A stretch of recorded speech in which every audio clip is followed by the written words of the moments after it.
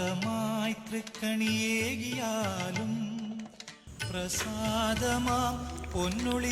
മലപ്പുറം ജില്ലയിൽ കുറ്റിപ്പുറത്തിനടുത്ത് ഭാരതപ്പുഴയുടെ തീരത്താണ് ഈ ക്ഷേത്രം സ്ഥിതി ചെയ്യുന്നത്. മിനി പമ്പ എന്നും അറിയപ്പെടുന്നു.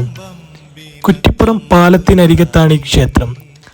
മലബാറിലേക്ക് കവാടം തുറന്നു വെച്ച് ഭാരതപ്പുഴയ്ക്ക് കുറുകെ നീണ്ടു നിവർന്നു കിടക്കുന്ന സുന്ദരമായ പാലം കാണാത്തവരായി അധികം പേരുണ്ടാവില്ല.